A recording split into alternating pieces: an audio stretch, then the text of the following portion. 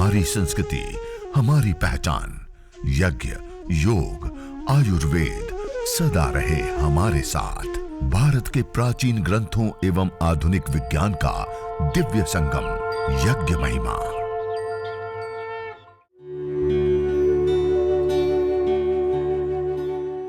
भारतीय संस्कृति में यज्ञ, योग एवं आयुर्वेद जैसी अमूल्य विद्याएं हैं, जिसका मूल है वेद। इतिहास की ओर दृष्टि डालें तो भगवान राम, भगवान कृष्ण से लेकर राजा महाराजाओं, ग्रामवासियों व अरण्यवासी ऋषियों की कुटियों तक नित्य व नैमित्तिक यज्ञों का प्रचलन देखने को मिलता है।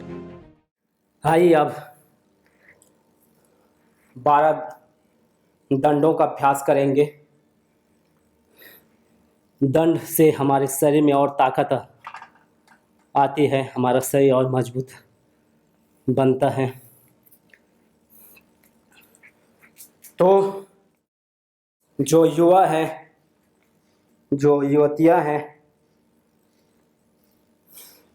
जो कहीं ना कहीं अस्वस्थ पड़ गए हैं, बीमार पड़ गए हैं, या जो स्वस्थ है लेकिन हो सकता है कभी हमको हो जाए, क्योंकि आज हम देख रहे हैं हमारे गलत आहार, गलत विहार, गलत विचार और गलत व्यवहार के कारण से जन्म से ही कोई विकलांग पैदा हो रहे हैं। किसी को टाइप 1 डायबिटीज़ की समस्या है, किसी को ग्लूकोमा की समस्या है, किसी को ल्यूकोडर्मा की समस्या है, ये जेनेटिक हो रखे आज। कैंसर की समस्या है, और बाद में फिर हमारे गलत संगति के कारण से फिर कई प्रकार के हम गलत अभ्यासों में लग जाते हैं। तो इन सबसे बचने का श्रेष्ठ साधन, इन सबसे छुटकारा पाने का श्रेष्ठ साधन ये यज्ञ पूर्वक योग है, आयुर्वेद है, प्राकृतिक जीवन शैली है, अहिंसक पद्धति है। तो इसमें हमको आना होगा। यदि अभी हम समझ नहीं पाए तो एक न एक दिन हमको समझ आएगा कि यही मार्ग सर्वश्रेष्ठ है, जिसमें किसी भी प्रकार के कोई धन की खर्चा नहीं, जिसमें किसी भी प्रकार से कोई बहकावा नहीं, बल्कि एक प्योर एक हमारे लाइफ स्टाइल है कि कैसे रहना है, कैसे उठना है, कैसे खाना है, कैसे बैठना है, कैसे देखना है। तो हर चीज़ हमको इसमें सीखने को मिलता है। तो इसीलिए आप सभी इसमें जुड़े हैं और दिनों दिन जुड़ते जा रहे हैं, लोग इसको अपनाते जा रहे हैं, क्योंकि इससे अतिरिक्त और कोई ऐसा सात्विक पद्धति नहीं है जिसमें हम करें और उसका गलत हमारा अभ्यास बने, गलत आदतें बने, या हमारे शरीर में कोई साइड इफेक्ट हो। तो एक पंथ निरपेक्ष सार्वभौमिक वैज्ञानिक पद्धति ही ये योग यज्ञ। तो हम 12 दंडों का ये प्रथम अभ्यास प्रारंभ करते हैं। ऐसे पूरा श्वास भरकर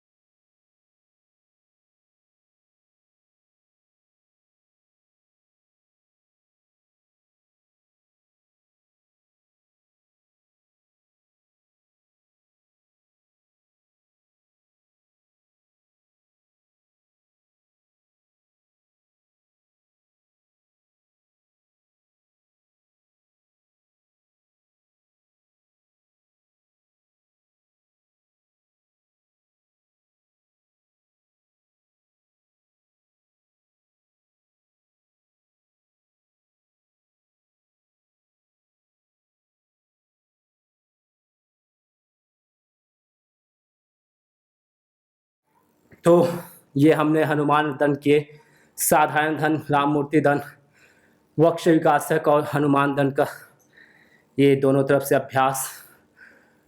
और आइए अगला अभ्यास हम करेंगे वृश्चिक दंड का। प्रथम दाएं पैर ऊपर,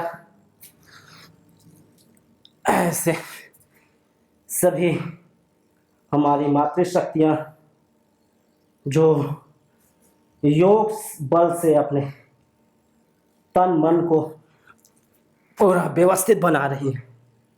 जैसे हमारी वीरांगनाएं झांसी की रानी लक्ष्मीबाई और शिवाजी महाराज की माता जीजाबाई जैसी वीरांगनाएं जिन्होंने वीर तैयार किए और अपनी संस्कृति के लिए, अपने राष्ट्र की समुन्नति के लिए मैदान में कूद गई। तो ऐसे हमको बनना है, पहले अपने शरीर को मजबूत बनाना है।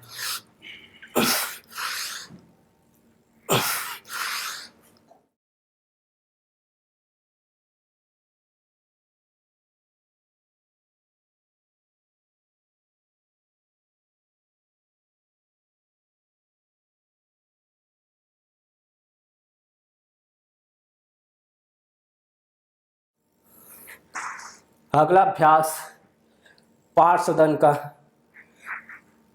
पूरा श्वास भरकर पार्श्व से पैर को हम ऐसे निकालते हैं और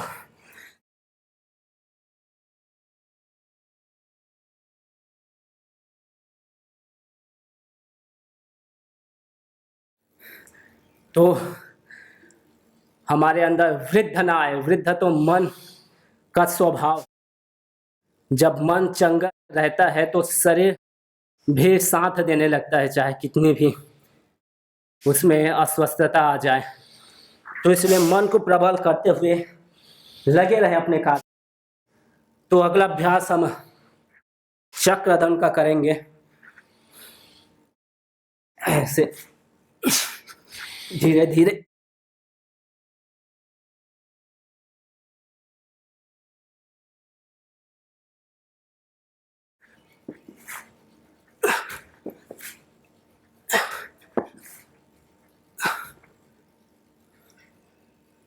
आइए अब करेंगे हम पलट दंड का अभ्यास। पलट दंड, अब इसमें भी थोड़ी ताकत चाहिए, लेकिन हार नहीं मानना है। कोई भी चीज़ असंभव नहीं है, सब संभव है। श्रीमद् भगवत गीता में जब कुंती पुत्र कौन्तेय अर्जुन को ये समझ नहीं आता है, जब अपने सामने सहजनों को देखता है, वो अपने परिवार के सदस्यों को, कि चाहू सारे अपने जो भाई है परिजन को, तो उनका जो मन है वो चंचल हो जाता है। तब कहते हैं चंचलम ही मना कृष्ण प्रमाथि बलवत दृढ़म तस्याम निग्रहम मन्ये वायु वस्तु दुष्करम। कि हे श्री कृष्ण, यह मन बहुत ही चंचल, इसको रोक पाना वैसा ही जैसे आंधी तूफान हो, वो सामान्य मनुष्य के सामर्थ्य से बाहर है। तब भगवान श्री कृष्ण जी बहुत ही विनम्रता के साथ उनको कहते हैं कि असंशयम महाबाहो मनोनिग्रहम चलम अभ्यास न तो कौन्तेय वैराग्य न च गृह्यते। कि हे कुंती पुत्र कौन्तेय अर्जुन, मैं समझता हूँ भली भांति कि ये जो मन है इसको रोक पाना बहुत ही काठिन्य है, दुष्कर है, परंतु अभ्यास न और वैराग्य न च, कि अभ्यास और वैराग्य के माध्यम से हम इस वेगवान मन को हम रोक सकते हैं। तो इसलिए अभ्यास करें, अपने मन को, अपने तन को रोकने के लिए, व्यवस्थित बनाने के लिए। आइए सज्ज होकर ऐसे श्वास भरे और धीरे धीरे पैरों को ऐसे फेंक दें।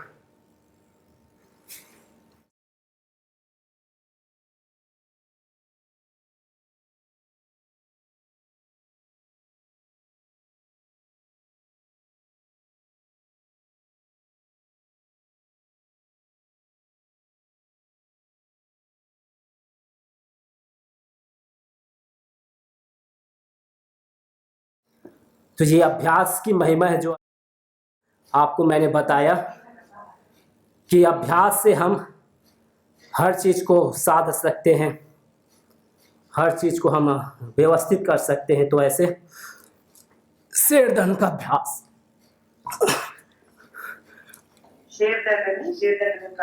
ऐसे गए तो वापस आ गए।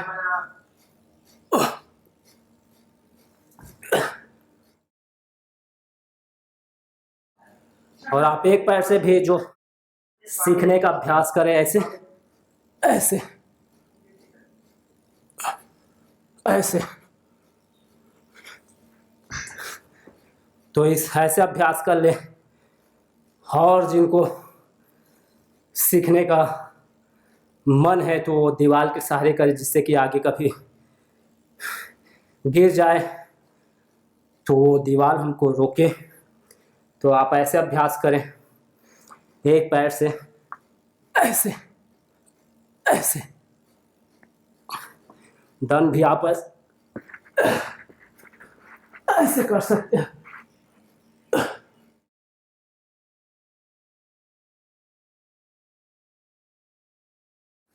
तो ये शेर दंड का अभ्यास। हाई, अब हम सर्प दंड करेंगे। 11वां अभ्यास दंडों में सज्ज होकर पूरा ऐसे।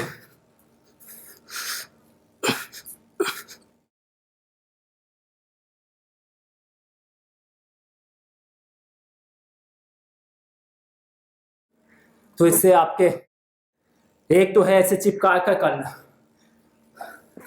ऐसे। दूसरा है इस प्रकार से अपने और वक्ष को विकास देने के लिए, उसको और बढ़ाने के लिए। तो ये वक्ष सर्पदंड का अभ्यास। आइए अब मिश्र दंड करेंगे। धीरे धीरे श्वास भरकर हम पैरों को पीछे फेंकते हैं और सामने झुककर ऊपर उठकर फिर वापस आते हैं।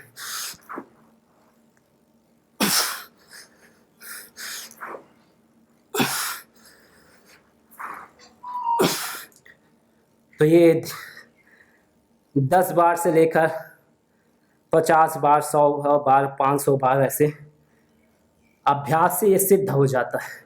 तो शुरू में तो 10 बार ही पर्याप्त रहता है, फिर प्रतिदिन गिनती एक एक बढ़ाते जाएं।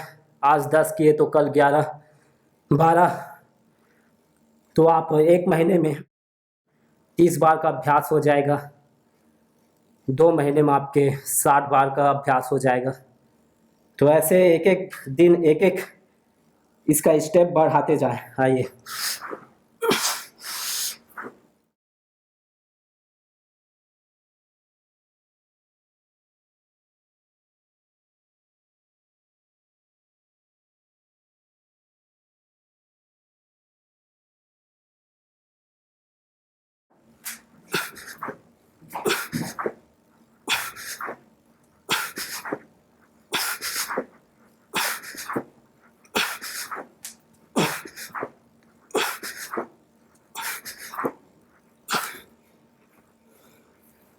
तो ये दंडों का अभ्यास हमने पूर्ण किए।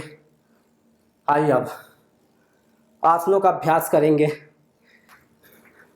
मन मन उड़ती हुई यह जो वायु है, औषधीय वायु, इसमें लंबा लंबा श्वास। तो ये तितली आसन, बटरफ्लाई, पैरों की स्ट्रेचिंग के लिए, जंघाओं को खोलने के लिए। ये रोगों में भी कारगर है, जिनको भगंदर, पाइल्स की समस्या रहती है, गैस की समस्या, गुदद्वार, एनस, मूत्र की समस्या, तो उनमें भी लाभकारी। तो पूरा श्वास भरे और आपका अभ्यास इतना हो कि ऐसे ये पूरे दोनों जंघाएं जमीन से, फर्श से स्पर्श हो जाए।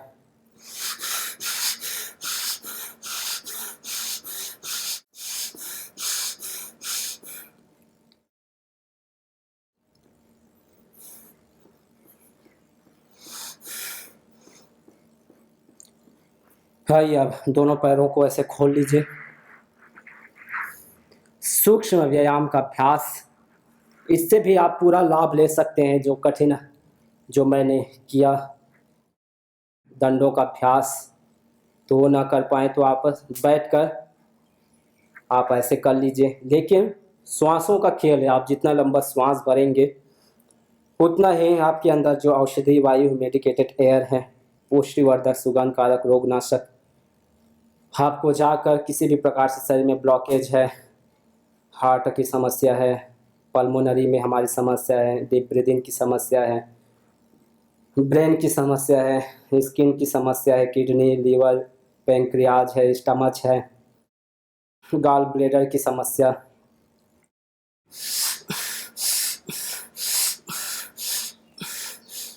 या ऐसे आगे पीछे जो टखने हैं उसको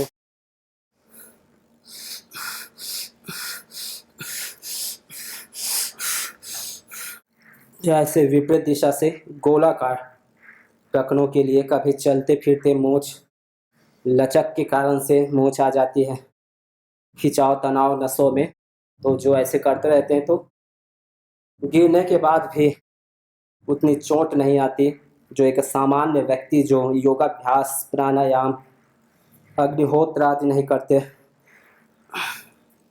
फिर पिंडलियों के लिए जिनको कमर की समस्या है, स्लिप डिस्क है, तो ऐसे प्रेशर देना है, इसमें पूरे आपके पॉइंट है कमर की, तो आप इसको ऐसे भी दबा सकते हैं, ऐसे मालिश की तरह भी आप इसको गोलाकार आप घुमा सकते हैं दोनों हाथों से विपरीत दिशा में। फिर ऐसे ही इसको भी ऐसे और ऐसे भी थोड़ा श्वास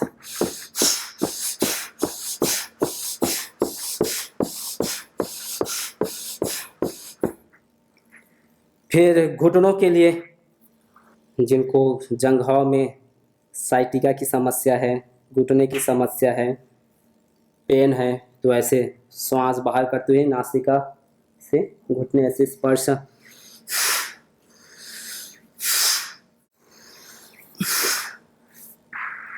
फिर अगले पैर से पूरा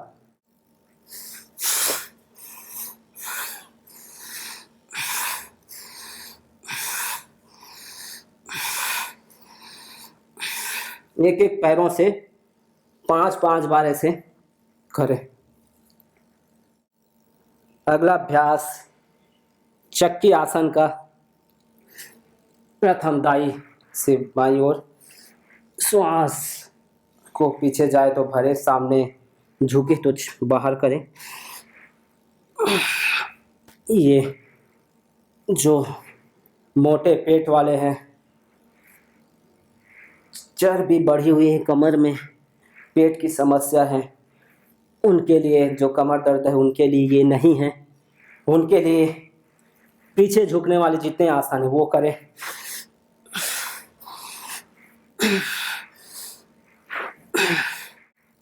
ऐसे विपरीत दिशा से भी करें। फिर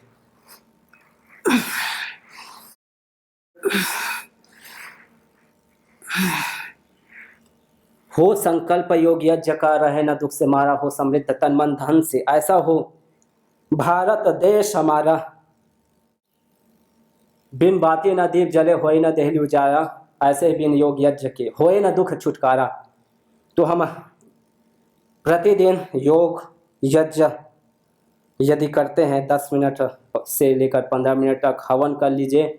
उसके पश्चात 1 घंटा हम योग करें। इस प्रकार से श्वेत स्नान करें, पसीना से स्नान करें। अगला अभ्यास दोनों पैरों को ऐसे खोलकर पेट कमर के लिए श्वास बाहर करते हुए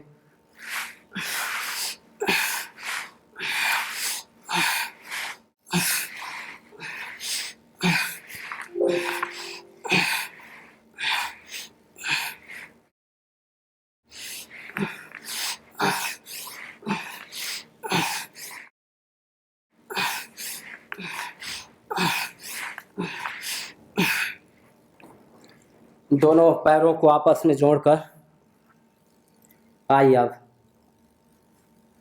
पुनः कमर पेट के लिए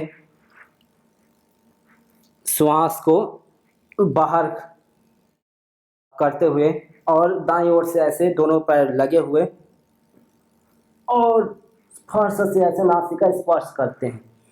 तो इससे मैंने अनुभव किया और देखा कि कभी भी कमर की समस्या नहीं होती है। कई बार जो योगाचार्य है, कठिन आसन करने के पश्चात उनको भी कमर की समस्या हो जाती है। तो यदि ऐसे करते हैं तो पूरा बैलेंस, कभी भी कमर की समस्या नहीं होगी। इससे जैसे कपड़े आप देखे होंगे उसको ऐसे निचोड़ते हैं,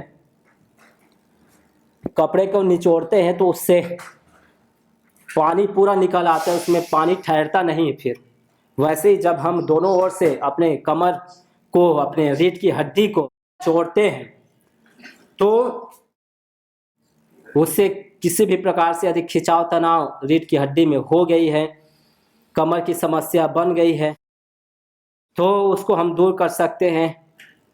और यदि नहीं है तो वो ना हो, इससे भी हम अपने आप को बचा सकते हैं। तो ऐसे न जाने कितनों ने आहुतियां दी इन अमित्र रोगों के संतापों से, है वर्तमान भी आज दुखित, न पूछो भविष्य के प्रकोपों से। प्रत्युष पावनी होती जहां यज्ञानुष्ठान घर आंगन में, वहां मनुष्येतर सब झूमते शांति भरे सुख आनंद से। इदम हवीर यातु धाना नदी भेना इमाम वहत, अर्थात जैसे नदी का जल जाग को बहा ले जाता है, वैसे ही यज्ञ में आहूत की हुई हवि सभी प्रकार के रोग, दोष, ताप, संतापों को वैसे ही बहा ले जाती है जैसे नदी। जागो। अब यज्ञ वेदी के अंदर हमें संविधा कैसे लगानी, तो पहले थोड़ी सी संविधा लेकर के उसको बिल्कुल आप बारीक कर दीजिए, ऐसे तोड़ दीजिए। या छोटी छोटी जो संविधाएं हैं, आप मेरे साथ साथ अपनी तैयारी कर सकते हैं अपने घर में। ऐसे हवन कुंड के अंदर छोटी छोटी संविधाओं को आप डाल दें, या लकड़ी की है तो उसकी छोटी छोटी संविधा, और एक गोबर की है तो उसका भी ऐसे छोटा सा टुकड़ा करके ऐसे आप उसमें डाल दें। ये आप देख सकते हैं तल के अंदर विशेष रूप से मैंने यह संविधा को चूरा करके रख दिया है। और रखने के बाद अब हम इस संविधा को बराबर मात्रा में कटिंग करेंगे। जो हमारी वेदी है, हमारा जो हवन कुंड है, उसको ऐसे ध्यान में रखते हुए उस मात्रा में हम इस संविधाओं का छोटे छोटे टुकड़े करके इस प्रकार से हम रख सकते हैं। और विशेष रूप से जितनी हमें आवश्यकता होती है उतना ही रखें। ज्यादा बड़ा हम रखेंगे तो फिर अग्नि को प्रदीप्त करने में भी हमें दिक्कत आ सकती है। तो इसलिए जितना वेदी के अंदर आराम से आ जाता है व्यवस्थित ढंग से, उतना टुकड़ा करके हम इस प्रकार से उसको सजा दें। पहली ऐसे हमने 2 खड़ी संविधाएं रखी, उसके बाद 2 संविधाओं को हम ऐसे आड़ा रख देंगे। इस प्रकार से जब हम संविधा रखते हैं तो हवा का प्रवेश अच्छे से मिलता है, और हवा के प्रवेश के कारण वह विशेष रूप से प्रदीप्त हो जाती हैं। और जब वो प्रदीप्त होती हैं तो उसमें जो हमें आहुतियां प्रदान करनी है, वह आहुतियां हम आसानी से अच्छे से प्रदान कर पाएंगे। और विशेष रूप से उस अग्नि के अंदर आप देखेंगे, अभी हम यज्ञ करेंगे उसके बाद, और एक संविधा बीज के लिए ऐसे ये रख दिया। तो ये 3 संविधाएं हो गई। पहले 2 हमने खड़ी रखी और उसके बाद हमने 3 संविधाएं इस प्रकार से हमने रख दी। तो इस प्रकार से ये संविधाओं का हमने चयन कर दिया। और उसके बाद 3 संविधा हमें और छोटी छोटी इस प्रकार की हमें चाहिए, जिसको हम संविधा दान करें, जो 8 अंगुल की होनी चाहिए। 4 और 4 8 अंगुल, ऐसे 8 अंगुल नापी जाती है।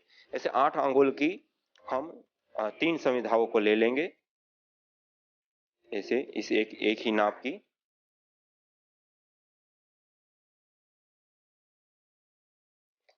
ऐसे ये हमारे पास 3 संविधाएं। इसी प्रकार आप आम, पीपल, बरगद, गूलर से लेकर के पलाश से लेकर के अलग अलग संविधाओं का भी प्रयोग ले सकते हैं। आज हम सब लोग मिल करके जो यज्ञ कर रहे हैं, अभी हम यह काव डंग स्टिक, गाय के गोबर की जो संविधाएं हैं उसका प्रयोग करते हुए हम करेंगे। तो ये हमने काट करके कंप्लीट कर ली। अब जिन 3 संविधाओं का हमें आदान करना है उसको हमने सामग्री की प्लेट में थोड़ा सा साइड में हमने रख लिया। इससे अतिरिक्त जो बीच वाली संविधा है उसको हमने ले लिया। अब आप पहली बार मेरे साथ कर रहे हैं तो आप पहले, आपके पास रुई रखी होंगी, थोड़ी सी आप रुई ले लीजिए।